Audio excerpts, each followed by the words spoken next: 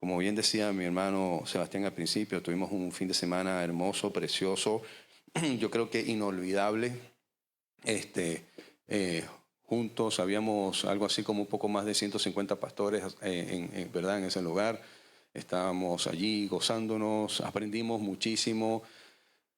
Yo salí, como le decía a mis hermanos, incluso se lo dije al pastor Núñez ayer, le dije, pastor, yo me siento como que si me monté en un ring con Mike Tyson, yo sin guante, y me dio por todos lados. Pero le doy gracias a Dios porque a veces a muchos pastores se nos olvida a veces, ¿verdad?, que nosotros también somos ovejas y que también nosotros necesitamos ser redarguidos y también que necesitamos, ¿verdad?, ese llamado de atención a tiempo. Y le damos gloria al Señor por eso, porque eso nos fortalece más y nos ayuda más a seguir creciendo. Y una de las cosas que, bueno, es que aprendimos muchísimas cosas, pero fueron unos 5 predicaciones, 4 predicaciones el día viernes, 2 en la mañana, 2 en la noche, más los entrenamientos del día, más ayer también. 2 predicaciones tuvimos ayer, 2 predicaciones ayer en la mañana, así que tuvimos, créame, un tiempo de verdad de maravilloso y le damos gloria al Señor por eso. Y una de las tantas cosas, pero algo que aprendí y quiero compartirlo con ustedes, y hoy lo voy a hablar un poco también, es que el orgullo, perdón, la humildad es el terreno donde todo florece. La humildad es el terreno donde el amor florece, donde la paz florece, donde el servicio florece, donde todo florece. Pero lo pedregoso es donde el orgullo, ¿verdad?, florece. Entonces, mis hermanos, cuando hay orgullo, es un terreno pedregoso donde, ¿verdad?, ahí no sale nada bueno. Pero en la humildad es el terreno donde todo lo bueno va a salir. Así que mantengámonos humildes. Amén. Gloria a Dios. ¿Quién le gusta las historias bíblicas? A mí me gusta contar historias bíblicas. ¿Queremos una historia bíblica? Vamos a comenzar con una historia bíblica, pero que nos deja una enseñanza hermosa al final del día. Voy a comenzar, vamos a ir a Números capítulo 21 y vamos a quedarnos allí. Y yo les voy a ir contando un poco, ¿verdad?, sobre quién era el pueblo de Israel, o una de esas características del pueblo de Israel. Y cuando yo siempre hablo y digo que uno de los libros que yo más disfruto, me gusta porque me confronta. Me gusta porque me confronta, porque me enseña y me dice, Miguel, tú no eres quien tú dices o piensas que tú eres de ti mismo. ¿Ok? A veces pensamos y tenemos un buen concepto de nosotros mismos, pero estos libros me enseñan y me dicen, tú no eres así. Eres completamente contrario a eso. No, si te creías que eras bueno, pues déjame decirte que eres pésimo, eres muy malo. Amén. Y el pueblo de Israel a mí me muestra ese espejo que donde yo no puedo, donde yo no debo estar, ¿no? De ese espejo, esa figura que está allí reflejada, el cual me dice, tú tienes que cambiar todo esto. Amén. Y vamos a Números 21, ¿lo tienen? 21, sí. Y vamos a leer del versículo 4 al versículo 10. Dice la palabra del Señor, la cual leemos en el nombre del Padre, del Hijo y del Espíritu Santo. Número 21, del versículo 4 al versículo 10. ¿Lo tenemos? Sí. Dice la palabra del Señor. Después partieron del monte de Or, camino del mar Rojo, para rodear la tierra de Edom. Y se desanimó el pueblo por el camino, y habló el pueblo contra Dios y contra Moisés.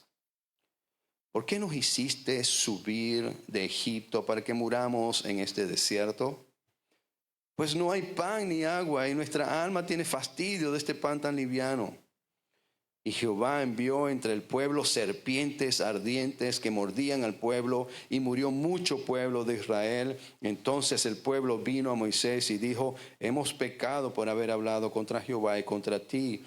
Ruega a Jehová que quite de nosotros estas serpientes. Y Moisés oró por el pueblo, y Jehová dijo a Moisés: hazte una serpiente ardiente y ponla sobre un asta, y cualquiera que fuere mordido y mirare a ella vivirá. Y Moisés hizo una serpiente de bronce y la puso sobre el asta, y cuando alguna serpiente mordía a alguno, miraba a la serpiente de bronce y vivía. Si tú lees este texto, solamente tú dices: ¿y por qué Dios le envió serpiente a esta gente? ¿No? Y muchos podrán decir: qué malo es Dios que le envió y murió tanta gente, ¿no? Si este pueblo lo único que tenía era hambre y necesidad, ¿no? Y quizás a lo mejor lo que hicieron fue decir: Señor, no, tenemos hambre, ¿no? Estamos necesitados. ¿Por qué nos envías serpientes que nos mate? ¿Por qué morimos aquí? ¿No? Y podemos verlo de esa manera, donde estamos victimizados, ¿no? Pero cuando nosotros entramos a la profundidad de este texto, comenzamos a ver que las cosas son diferentes. Y una de las cosas que quiero decirte es que la queja apaga la fe, distorsiona nuestra visión de quién es Dios y nos encadena a la insatisfacción. Lo voy a repetir. La queja apaga la fe, distorsiona nuestra visión de quién es Dios y nos encadena a la insatisfacción. ¿Te has encontrado alguna vez quejándote aunque Dios te haya bendecido en gran manera?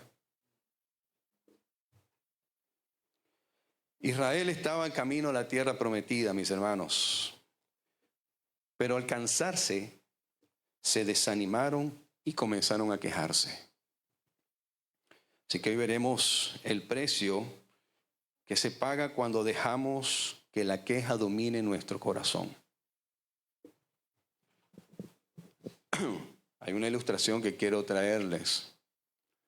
Habían dos hombres en el campo, dos agricultores, ¿no? Y estaban ellos allí y uno se quejaba y decía: la lluvia acabó con mi siembra. Y el otro decía: y el sol acabó con la mía. Y en eso estaba pasando un hombre anciano y los escuchaba y les decía: yo los escucho que ustedes se están quejando, uno que la lluvia acabó con la siembra y el otro el sol acabó con la siembra, pero ustedes no se están dando cuenta que tanto como el sol como la lluvia es de Dios. Pero más bien ustedes deberían de agradecer que tienen una tierra donde pueden ustedes sembrar. Y puede ser que llueva un día, puede ser que haya mucho sol un día, pero la tierra siempre va a estar allí, porque Dios la puso para ustedes. Pero siempre nos vamos a quejar de algo. Que si llovió, que se hace mucho sol, que se hace mucho calor, que se hace mucho frío, que si estoy gordito, que si estoy flaco, que si el carro que tengo, que el que no tengo, que la ropa que tengo, que la que no tengo, que donde vivo, que donde no vivo, que donde estoy, que donde no estoy. Y déjame decirte algo, a veces no es el lugar, eres tú. El pueblo de Israel se mantuvo moviéndose durante 40 años por todos los lugares y en cada lugar se quejaban. Eso me deja bien dicho de que no era el lugar, era el pueblo. Así que vamos a ver todas estas cosas, pero vamos un poco a la historia bíblica. Dice que el pueblo de Israel, yo sé que muchos se conocen esta historia, pero el pueblo de Israel, ¿qué era lo que era en Egipto? ¿Qué era? Esclavos. ¿Entendemos qué es un esclavo? ¿Alguien ha visto o tiene una idea qué es un esclavo? A ver, ¿en qué condiciones vive un esclavo? ¿Cómo vive un esclavo? ¿El esclavo vive en comodidades? El esclavo tiene opción de agarrar un menú y decir, yo quiero comer esto hoy, ¿no? Oh, Señor, yo no quiero comer hoy allí, yo quiero comer hoy aquí. ¿Un esclavo puede hacer eso? Es un esclavo. Así que el pueblo de Israel estaba esclavizado. Eras esclavo, Israel, de Egipto. Tú no tenías opciones. Tú tenías una sola opción. Y esa opción que tenía era agarrar lo que te daban y listo. Y era trabajar casi que 20 horas al día y dormías 4 y dormías mal, porque tampoco era que dormían en un colchón, ¿verdad? De estos ortopédicos. No, no, tampoco tenías esa opción.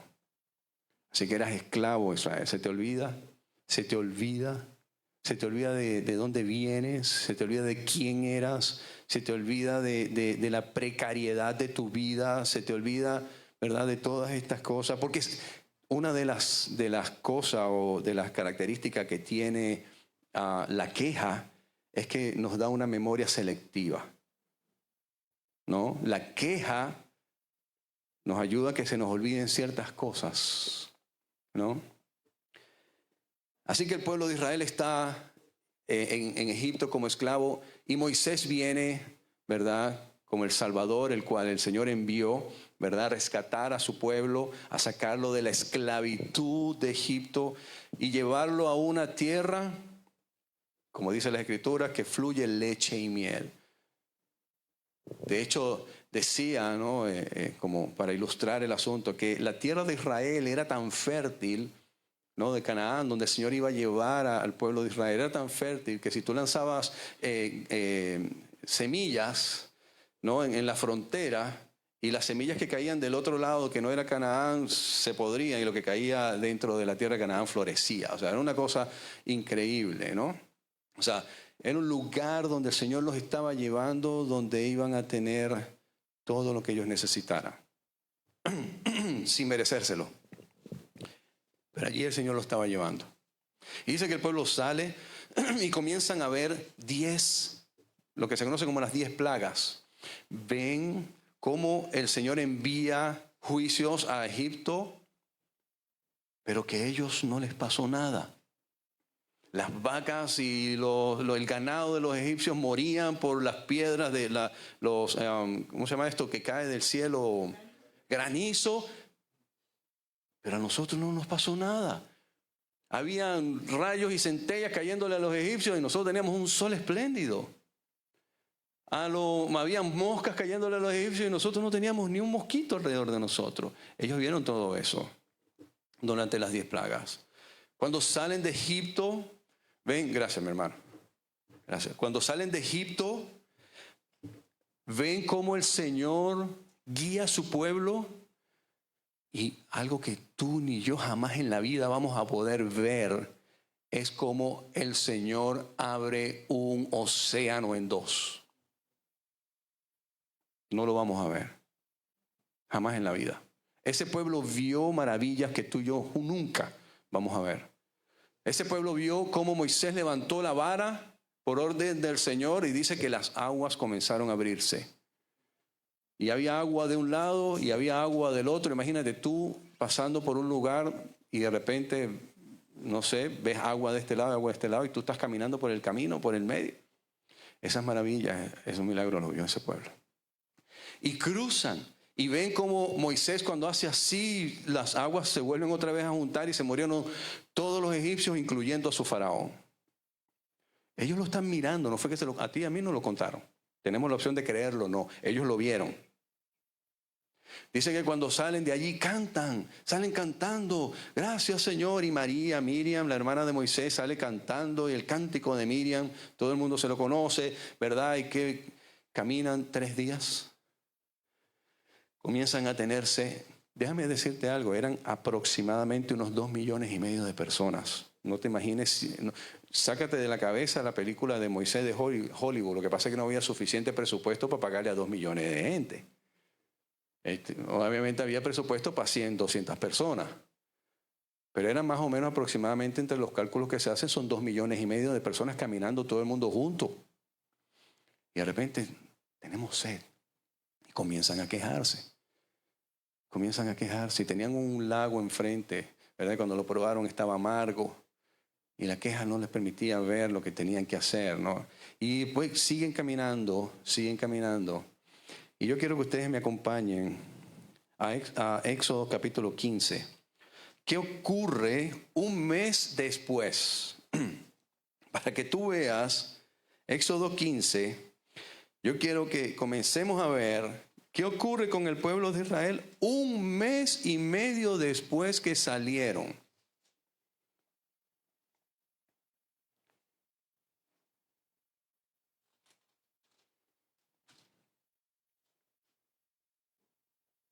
Perdón, Éxodo 16.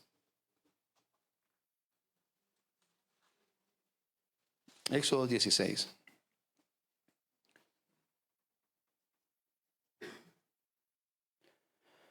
¿Lo tenemos? Versículo 1. Partió luego de Elim toda la congregación de los hijos de Israel y vino al desierto de Sin, que está entre Elim y Sinaí. ¿A cuánto? A los 15 días del segundo mes. Cuando ellos salieron de Egipto esa noche que celebraron esa Pascua, esa primera Pascua, que sacrificaron al cordero, a los corderos, ¿verdad? Y todo esto, el Señor les dijo, este día será para ustedes el primer día del mes del año. Ahora dice que están en el segundo mes al 15 días. ¿Pasaron cuánto después que salieron de Egipto? 45 días. 45 días después, dice que después que salieron de Egipto, y toda la congregación de los hijos de Israel, ¿qué dice? Murmuró, se quejó contra Moisés y Aarón en el desierto. ¿Contra quién se quejaron? Moisés y Aarón en el desierto. Y le decían los hijos de Israel, ¿qué les decían?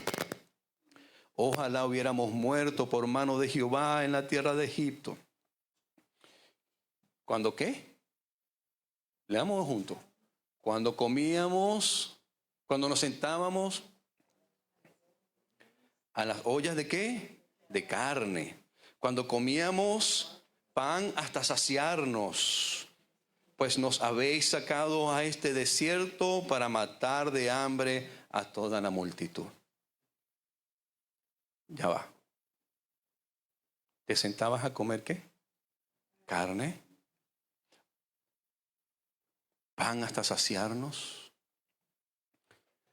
¿Se te olvidó lo que hace un mes y medio o 2 meses atrás tú estabas haciendo? Dice la palabra del Señor que tú estabas haciendo ladrillo 20 horas al día y que no... ¿En qué momento tú te sentabas a comer hasta saciarte pan?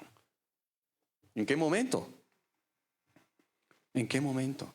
Pero la queja nos distorsiona la realidad y la verdad de nuestra vida. La queja nos hace ver cosas que ni siquiera antes vivíamos. Nos inventamos cosas a veces en la cabeza. Es que cuando yo estaba allá, tenía, ahí vivía. ¿Y por qué no te quedaste allá? ¿Para qué saliste? Tú tenías la opción de quedarte en Egipto. ¿A ti nadie te obligó? Pero eso es una de las cosas que hace la queja. La queja distorsiona nuestra visión. No nos hace ver realmente lo que Dios ha hecho en nuestras vidas y a dónde Dios nos está llevando. Cuando tú vives quejándote, te estás perdiendo realmente la brújula, el camino, el GPS. Es como que si pones el GPS pero se te nubla todo, no estás mirando para dónde vas. El GPS que Dios te puso, te dijo, sigue por aquí, no lo estás mirando. ¿Y sabes qué? La queja no va a llevar a nada bueno. Hay varias, pero traje algunas diferentes perspectivas de lo que hace la queja en nuestras vidas. Número 1, desde la perspectiva espiritual, nos aleja de Dios y nubla nuestra fe. Número 2, desde la perspectiva emocional, alimenta la amargura y roba nuestra paz. Número 3, desde la perspectiva relacional, rompe relaciones ya que genera ambientes pesados. Y no hay algo más contagioso que la queja, déjeme decirle. Si pensamos que era el COVID, no, la queja es contagiosa. Siéntate al lado de alguien que se esté quejando para que tú veas que a los 10 minutos tú también te estás quejando con él. Desde la perspectiva práctica, nos estanca y nos impide seguir creciendo. Y desde la perspectiva bíblica, atrae consecuencias, pero también revela nuestra necesidad de salvación. Necesitamos a Cristo todos los días en nuestra vida. Amén.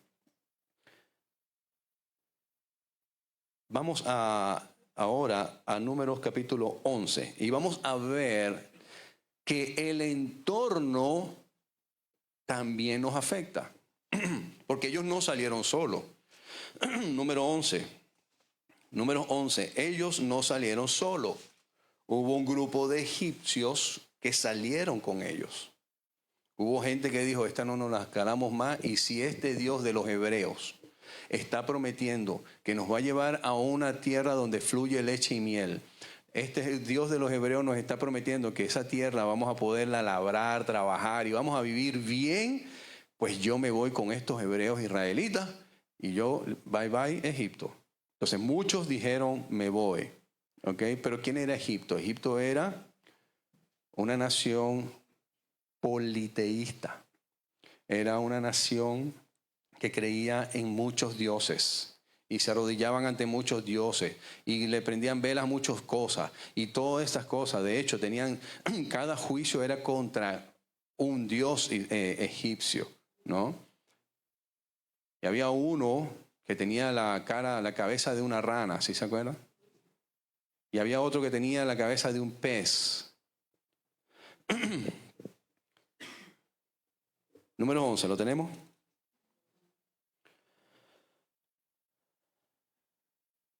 Versículo 1 dice, aconteció que el pueblo, ¿qué dice? Se quejó. ¿A oídos de quién? De Jehová. ¿Y quién es Jehová? Dios. Entonces, el pueblo se quejó a oídos de Jehová. Pero ahora me asombra lo otro. ¿Qué dice? Y lo oyó Jehová. Te voy a decir algo. Jehová, el Señor Dios, no solamente escucha tus oraciones. Dios también escucha tus quejas. Y las escucha muy bien. ¿Ok? Así que la queja es un tipo de oración, pero que juega en contra nuestra.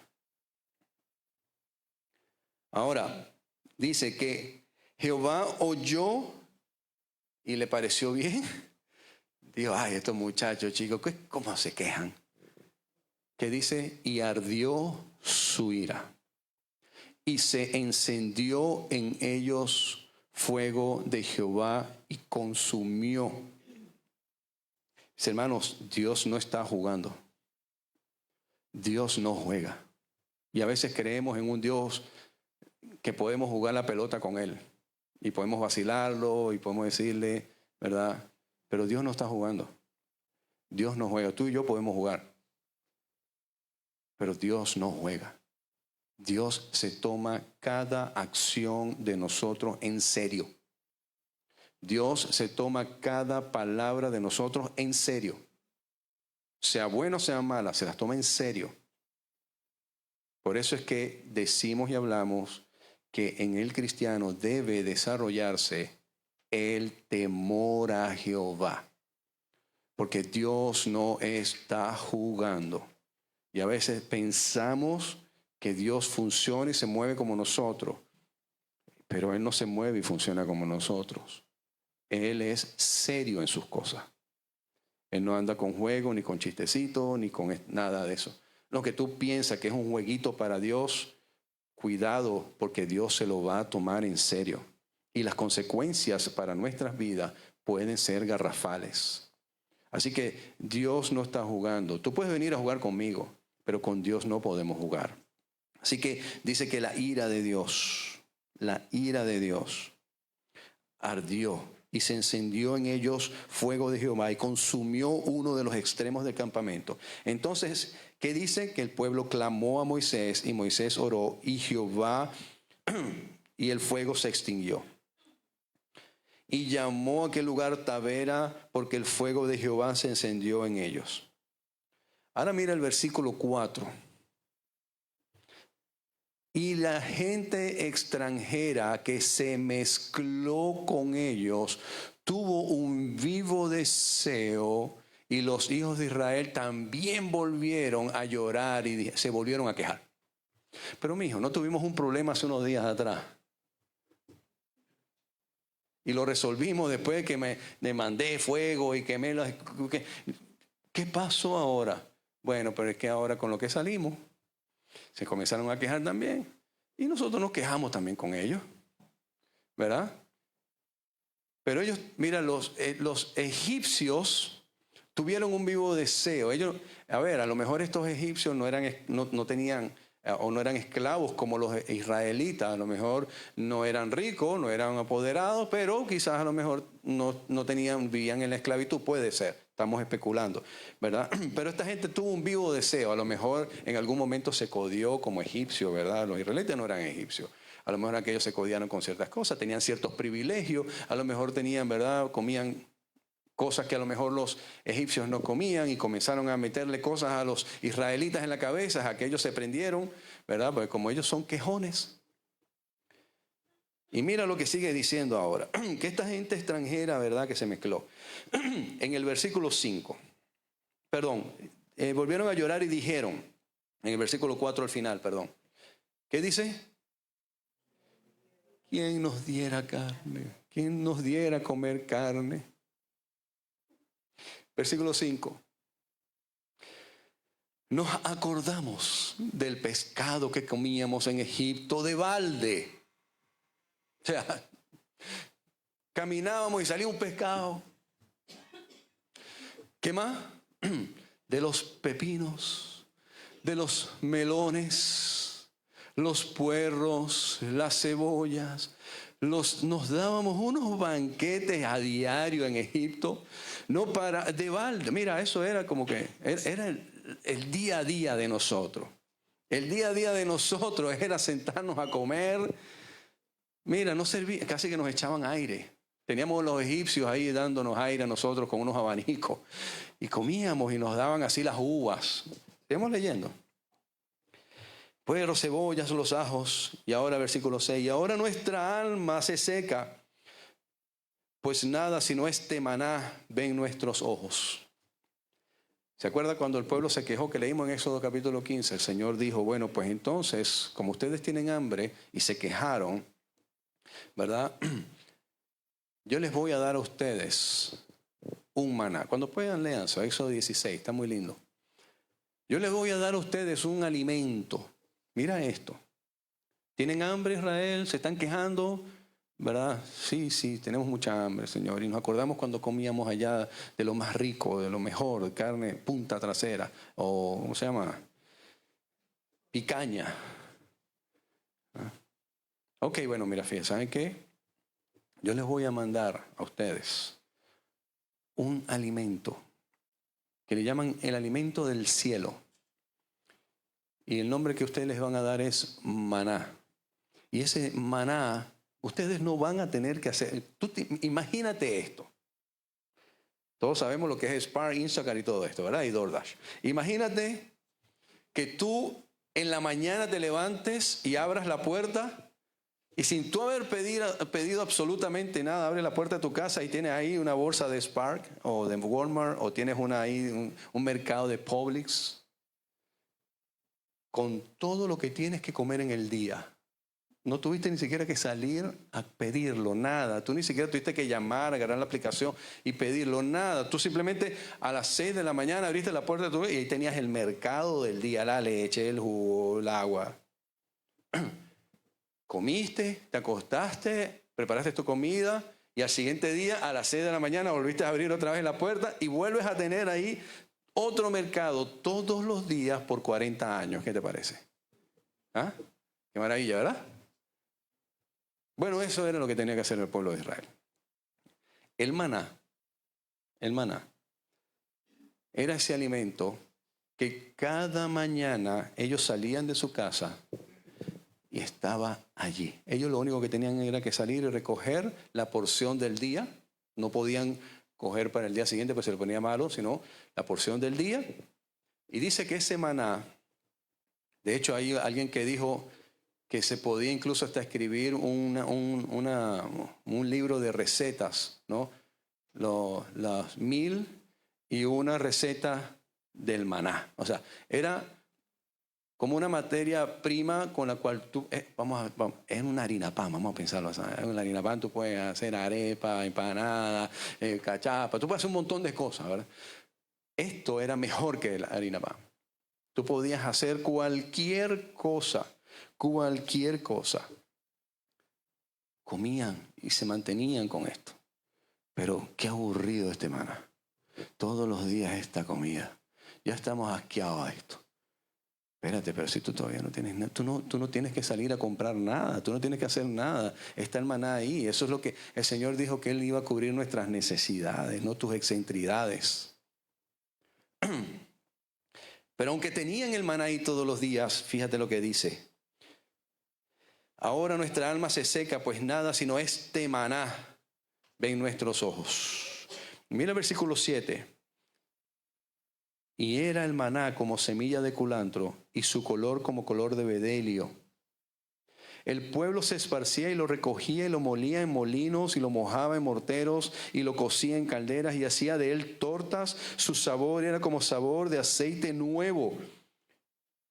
Y cuando descendía el rocío sobre el campamento de noche, el maná descendía otra vez sobre él. Qué bendición, Señor, que yo no tengo que salir hasta cultivando nada, que yo no tengo que estar haciendo, solamente salgo, recojo mi maná y me voy y hago torta, no sé, pan, lo que se te ocurra, tú podías hacer con eso.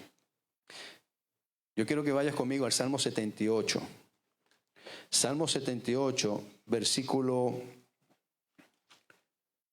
23, para que tú veas cómo el salmista definía lo que era el maná. Salmo 78, 23 dice: sin embargo, mandó a las nubes de arriba y abrió las puertas de los cielos. Este fue Dios haciendo esto, para traer el alimento diario a su pueblo. Y dice, e hizo llover sobre ellos maná para que comiesen. El Señor dijo, Él no iba a dejarlos pasar hambre. El Señor les traía todos los días el maná. Y les dio, ¿qué dice? ¿De dónde? De los cielos. E hizo llover sobre ellos maná para que comiesen y les dio trigo de los cielos. Versículo 25. ¿Qué? Pan de nobles comió el hombre. Pan de nobles. Y les envió comida hasta saciarles. Ay, mis hermanos, pan de nobles. Imagínate tú lo que era.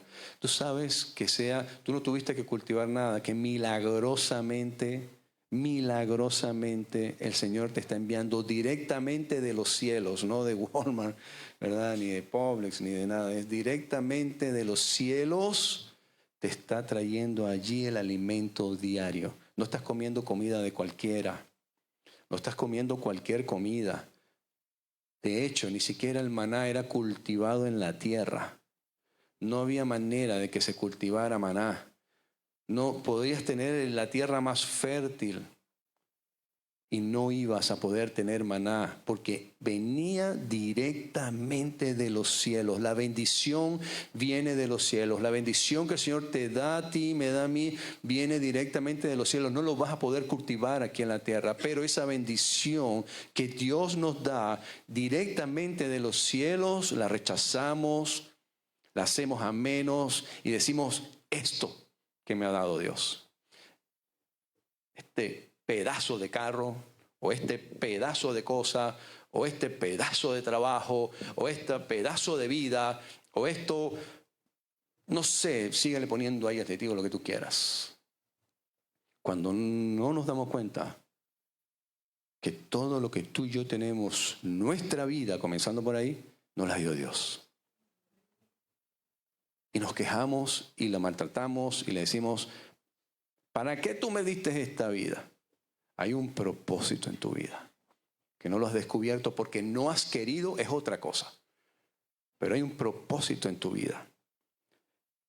Por eso Dios permitió que tú y yo estuviésemos aquí. Por eso Dios nos dio vida. Y por eso Cristo murió en una cruz, para que nosotros tuviésemos vida conjuntamente con Él.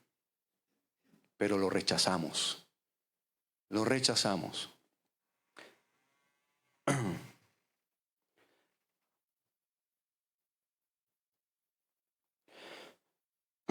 ¿Quiénes son los mejores amigos de la queja? Los mejores amigos de la queja son la insatisfacción. Siempre quieres más y nunca te sacias. La ingratitud. La ingratitud nos ciega y no nos deja ver las bendiciones. Somos ingratos al quejarnos. La incredulidad es uno de los mejores amigos de la queja, porque dudamos de Dios y de sus promesas. Y el orgullo es otro de los mejores amigos de la queja, porque cree o te hace creer que mereces algo mejor. Así que lo que yo llamo las 3 I's de la queja.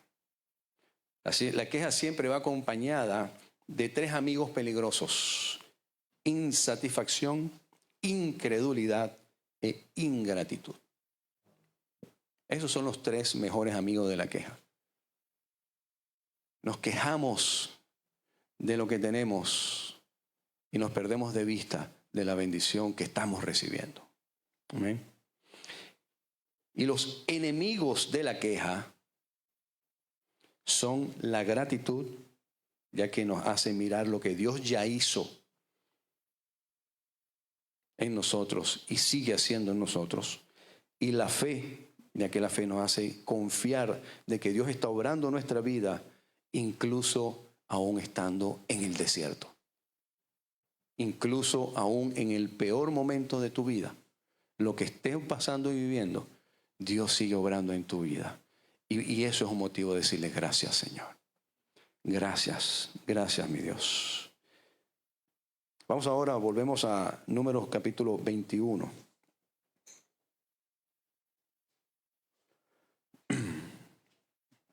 Números 21. Y vamos a ver ahora qué ocurre. Mis hermanos, Números 21 nos relata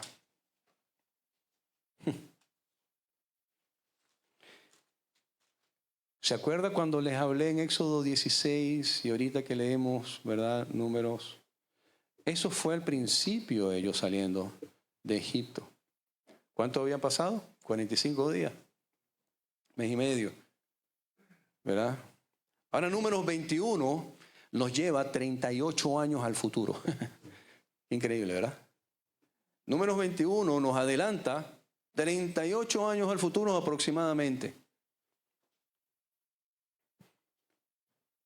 Dice en el versículo 4, después partieron del monte de Or, camino del Mar Rojo, para rodear la tierra de Edom, y se desanimó el pueblo en el camino. Yo leo esto y veo que la gente sale así de repente. Me desanimé. Salieron todos contentos, venían todos allí juntos, venían ¿verdad? Incluso lloraron la muerte de Aarón y salieron alegres, juntos, fortalecidos, y de repente se desanimaron. ¿No? La queja, la inconformidad, la ingratitud nos desanima. Nos desanima. Y ya no queremos, ya la vida apesta, como dicen. Ya, ¿para qué? Seguimos adelante. No, ya. Y nos desanimamos, ya no queremos hacer nada. Y dice, ¿y el pueblo?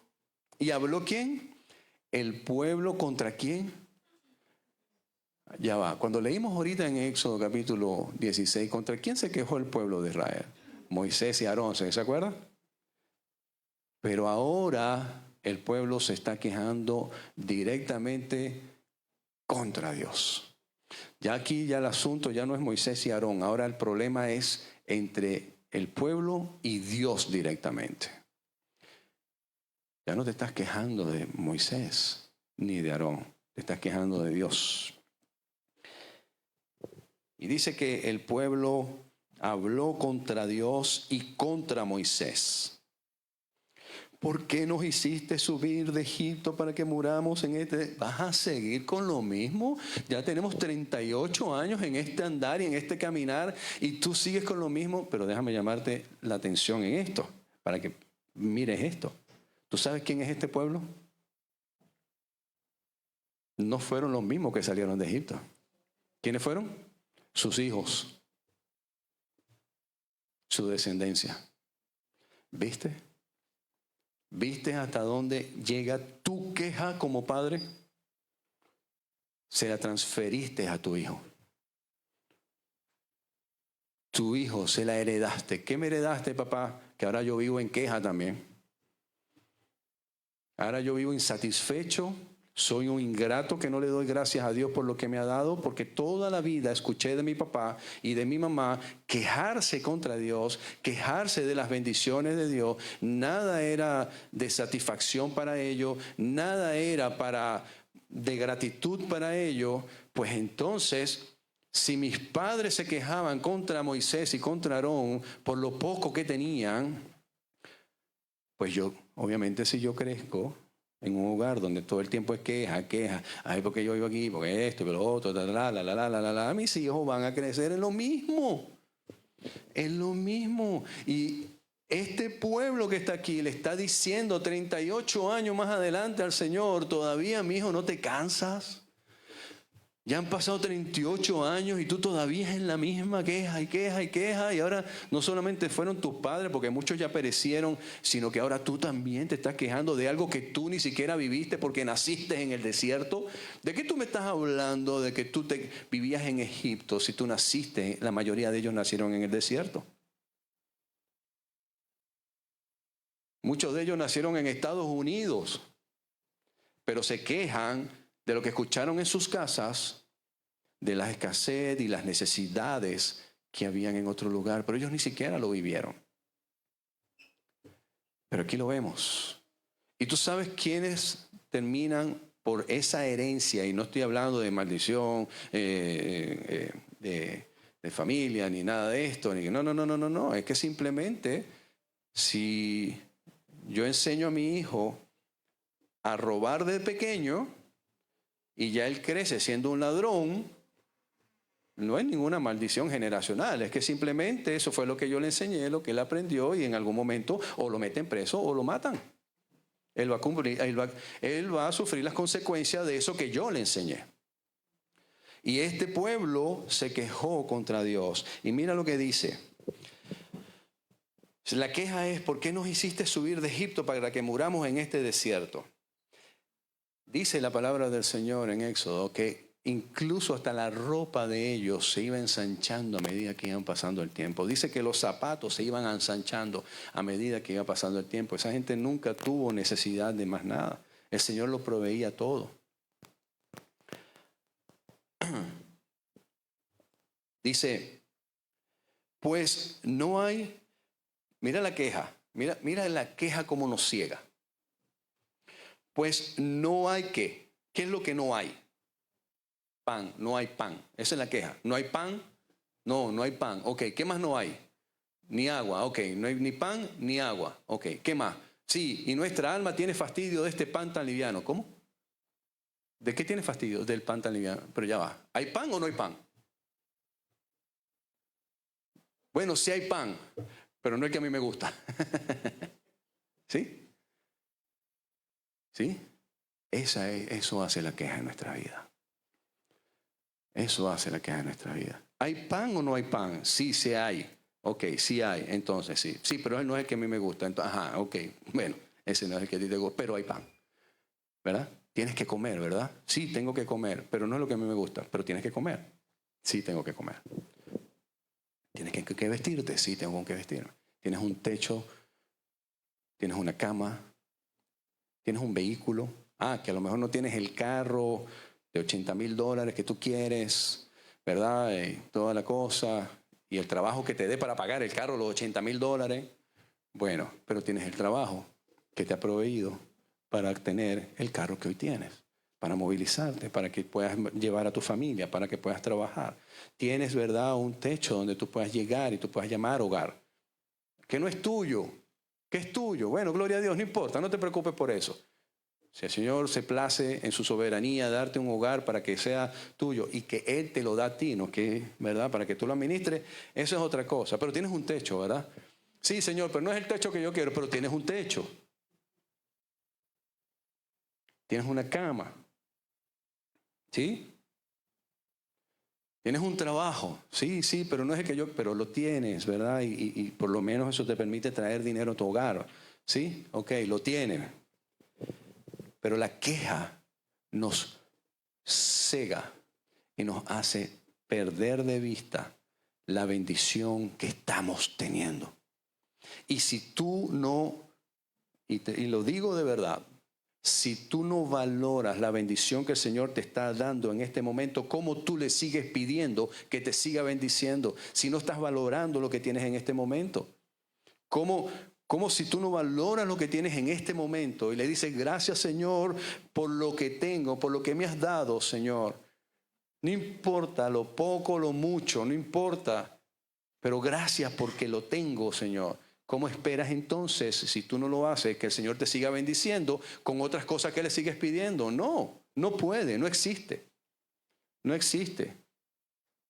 Si en lo poco me fuiste fiel, en lo mucho te pondré. Pero si en lo poco no estás siendo fiel, no estás siendo,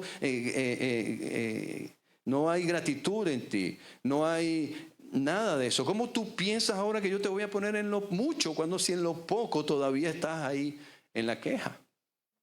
No puede existir eso. No puede existir. Bueno, entonces haré trampa. Ah, bueno, ya eso es otra cosa. Le pagaré a quien tenga que pagarle, le haré lo que tenga que hacer, haré lo que tenga que hacer, ¿verdad? Ella, eso es otra cosa. Eso es lo que se llama la voluntad permisiva de Dios, pero no es la voluntad perfecta de Dios. ¿Eh?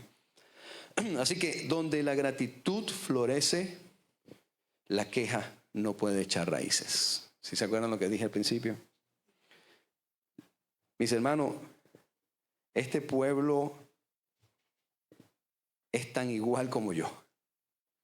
Este pueblo es verme a mí. Por eso es que me gusta mucho estudiar estos libros. Sigue diciendo, ya vamos ya terminando. Entonces dice que Jehová envió entre el pueblo serpientes ardientes que mordían al pueblo y murió mucho pueblo de Israel. Entonces el pueblo vino a Moisés y dijo, hemos pecado por haber hablado contra Jehová y contra ti. Así que ruega a Jehová que quite de nosotros estas serpientes. Y Moisés oró por el pueblo.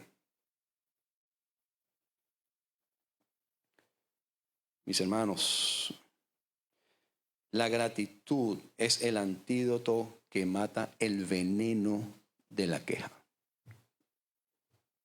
Estas personas fueron picadas por serpientes venenosas. La picaban y al rato se moría. Pero este pueblo hizo algo, y es para mí un ejemplo. ¿Qué es lo que nosotros tenemos que hacer? Este pueblo, cuando entendió lo que había hecho, ¿qué hizo? ¿Qué hizo? Este pueblo entendió que había pecado contra Dios. Este pueblo entendió que la queja no era nada agradable a Dios. Este pueblo entendió que habían ofendido a Dios con sus acciones. Habían pecado. Y hicieron algo que tú y yo tenemos que hacer siempre. El pueblo vino a Moisés y confesó su pecado. Dijo, hemos pecado por haber hablado contra Jehová y contra ti. Ruega a Jehová que quite de nosotros esta serpiente.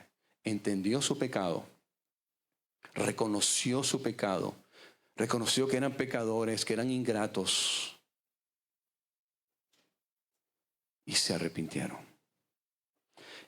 Fíjate, reconocer mi pecado no me habla de arrepentimiento todavía. Yo puedo reconocer mi pecado y no arrepentirme.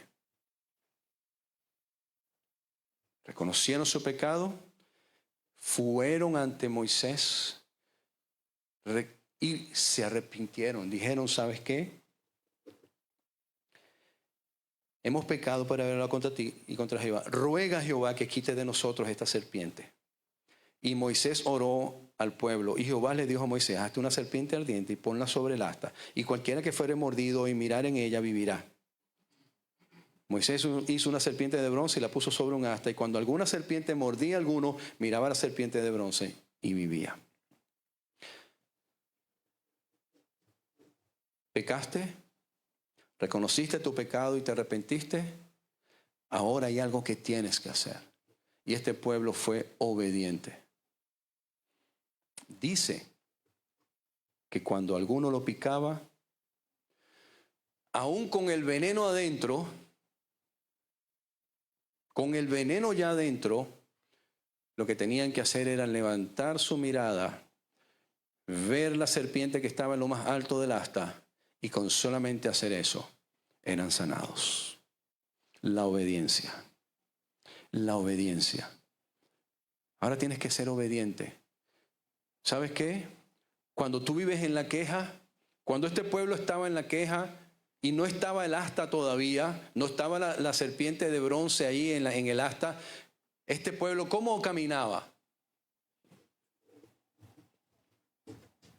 Porque la serpiente se arrastraba en el piso y vas a caminar así, mirando siempre para abajo. Siempre vas a caminar mirando para abajo. Hasta que no reconozca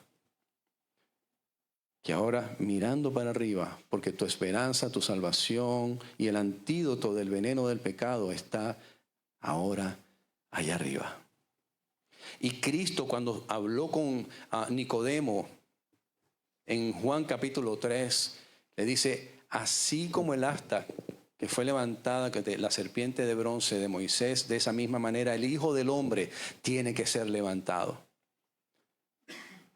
Porque Cristo fue la representación del pecado, ahí Él se hizo pecado. Y ahora tú y yo miramos esa cruz y allí encontramos la salvación para nuestras almas. Ahí encontramos el antídoto para el veneno del pecado que ahora está en nosotros. Mira, tú y yo estuvimos picados por la serpiente. La serpiente fue aquella en el Edén, ¿se acuerdan? Y ahí entró el pecado. Y tú y yo fuimos picados por la serpiente. Y el veneno del pecado estuvo dentro de nosotros hasta que nosotros, luego de reconocer nuestro pecado, de reconocernos pecadores, de arrepentirnos y ser obedientes, y ahora levantamos nuestra mirada al cielo y vemos a nuestro Salvador y vemos el antídoto. Él es nuestro antídoto. Cuando tú te encuentres en queja, cuando te encuentres en una situación de ingratitud, no te hundas más, no sigas mirando más para el piso. Simplemente levanta tu mirada al cielo y di gracias, Señor. Gracias por lo que me has dado, gracias por lo que tengo. Mucho, poco, no importa, Señor. Pero gracias, yo te voy a adorar a ti, Señor, por el carro que tú me diste, por las cosas que tú me has dado, por el esposo, por la esposa, por el hogar, por los hijos. Gracias, Señor. Gracias, gracias, gracias, Señor. Cuando tú y yo comenzamos ahora a cambiar eso y a mirar y a ser agradecidos por las cosas que tenemos, y comenzamos ahora a ver la bendición de Dios en nuestra vida, entonces ahí las cosas van a cambiar. ¿Qué dice en Números 21 al final? El pueblo miraba a la serpiente de bronce y vivía. Y vivía. Amén. Y eso es lo que nosotros tenemos que hacer. Para vencer la queja, necesitamos recordar las bendiciones de Dios en nuestras vidas. Qué fácil, ¿verdad? Nos acordamos de todo lo pésimo que nos ha pasado en este año. Pero ¿te has puesto a hacer un balance de las cosas buenas que Dios ha hecho en tu vida este año, en los 4 meses?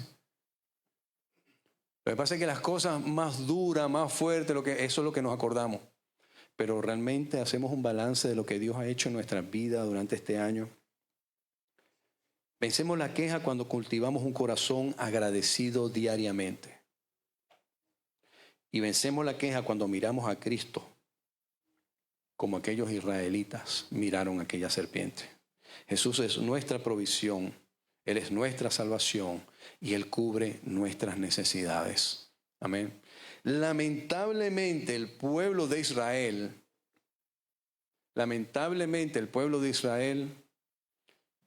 400 años más tarde, y eso lo dejo para otra predica después, yo lo he predicado esto, comenzaron a idolatrar a la serpiente de Moisés. Y le llamaron y le dieron hasta nombre a la bendita serpiente. Le llamaron Nehustán. Entonces iban y le rezaban a San Nehustán. ¿Sí? Y eso está en 2 Reyes capítulo 18. Mírenlo ahí. Había y le prendían incienso. Y agarraban, iban allá y hacían sus cosas y sus ruegos a la serpiente de oro. ¿Por qué? Porque comenzaron a idolatrar a la serpiente. Y dejaron de vista y se les olvidó que no era esa imagen que estaba ahí. Era la obediencia la que realmente lo salvaba. Tanto así. ¿Cuál es el símbolo de la medicina el día de hoy? Viene de allí. De ahí para adelante muchas naciones comenzaron a idolatrar a la serpiente enrollada en un asta. Tanto así que hoy es el símbolo de la medicina. Pero el origen no fue ese. El origen fue obediencia. Yo no tenía que idolatrar a esa serpiente. Yo simplemente tenía que, Señor, ¿qué dijiste que yo tenía que hacer? Levanta tus ojos y mira a la serpiente. Ok, Señor. Levanto mis ojos y mira a la serpiente. Listo, ¿quedabas ya?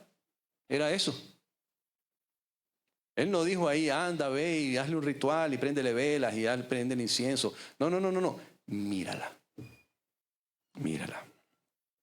Así que el pueblo miraba a la serpiente y vivíamos de la misma manera como tú y yo miramos hoy a Cristo para ser sanados del veneno mortal del pecado y del veneno de la queja.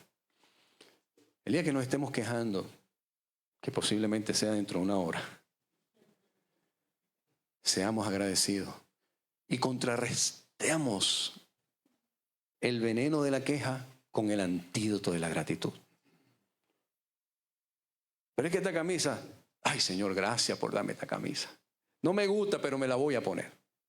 Porque bueno, no voy a salir sin camisa. Pero gracias, Señor. Mañana, Señor, si a ti te place, pues me darás la oportunidad de yo comprarme otra camisa. ¿Verdad? Ay, Señor, perdóname. Gracias, Señor, por los zapatos, que no salgo descalzo. ¿Qué domina nuestro corazón hoy? ¿La queja o la gratitud? Es un llamado a la reflexión. ¿Qué domina hoy nuestra vida? ¿La queja o la gratitud? Ya vimos que la queja no lleva y no conduce a nada bueno. La queja es decirle a Dios, yo lo puedo hacer mejor que tú. Tú no estás haciendo tu trabajo como lo tienes que hacer para conmigo. Si yo tuviese el poder que tú tienes, yo me hubiese dado cosas mejores, pero yo veo que tú no me estás ayudando. Así que hoy podemos cambiar la queja por fe y la insatisfacción por gratitud, mis hermanos. Cristo es el autor y el consumador de nuestra fe. Así que solo en Él hallamos el antídoto para el veneno de nuestro pecado y solo en Cristo hay salvación. Solo en Él. Hay 3 pasos: reconocer nuestro pecado, arrepentirnos y buscar el antídoto en obediencia, que es Cristo. Amén. Pongámonos de pie, por favor.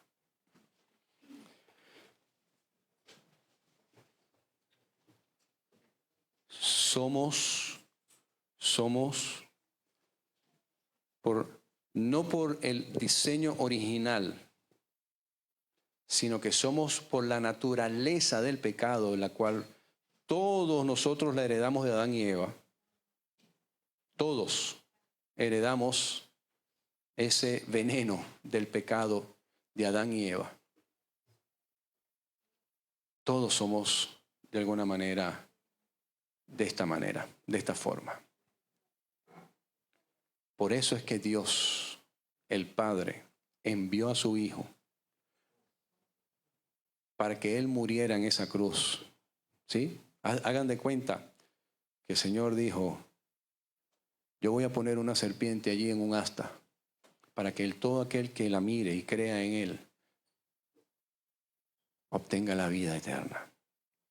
Hagan de cuenta de que de la misma manera como el Señor le dijo a Moisés, Moisés, yo tengo el remedio para esa picadura. Haz el asta, pon una serpiente allá arriba y que el pueblo la mire cuando sea picado. No antes de ser picado. Pero ya tú y yo ya fuimos picados. Haz de cuenta que Cristo hizo lo mismo, el Padre hizo lo mismo con su Hijo. Y puso su Hijo Jesucristo. Él mismo se hizo hombre. Y puso su Hijo en una cruz para que derramara su sangre, para que todo aquel que en Él crea no se pierda y tenga la vida eterna. De otra forma, ¿tú crees que muchos quizás no sé, yo estoy especulando, la Biblia no lo dice, pero muchos quizás a lo mejor rehusaron mirar a esa serpiente? Puede ser. Pero todos sabemos que la picadura de una serpiente venenosa, hay un solo final, y es la muerte. Y es la muerte. Y a veces dicen, pero la muerte, sí, todos vamos a morir, sí, pero todos vamos a morir, perdóname. Todos nos montamos todos nos montamos en el mismo autobús, o todos vamos montados en el mismo autobús, pero no todos nos bajamos en la misma parada. ¿Ok? Veámoslo de esa manera. Nosotros todos nos podemos montar en un autobús y cada uno bajarse en una parada diferente. Entonces, sí, todos nos vamos a morir, definitivamente. Pero la vida continúa. La vida eterna continúa. Y es eterna, no es la tuya, la mía, a lo mejor dura 3, 4, 10, 15, 20 años más, no sé cuánto. Y pensamos que, bueno, ya ahí, espérame, no, la vida continúa. Hay una vida después de la vida. Y esa vida, donde la vas a vivir, hay 2 destinos. Hay 2 paradas. Te has montado en un tren, en un metro, en un autobús que solamente tiene 2 paradas. Y tú eliges en cuál de las 2 paradas te vas a bajar. Solamente eso. Pero te puedo decir que en Cristo está la salvación. Creer en Él, solamente en Él. No en más nada, no en más nada. Solamente en Él. Fíjate, puedes leerlo en 2 Reyes 18. El pueblo siguió adorando ahora un pedazo de palo ahí con una serpiente. Y toda esa gente terminó siendo condenada. Amén. Pero que el Señor hoy obre en nuestras vidas y nos ayude a entender a través de su Santo Espíritu que lo necesitamos a Él todos los días. Amén. Y que seamos más agradecidos. ¿Sí? Bendito Dios, Señor y Padre.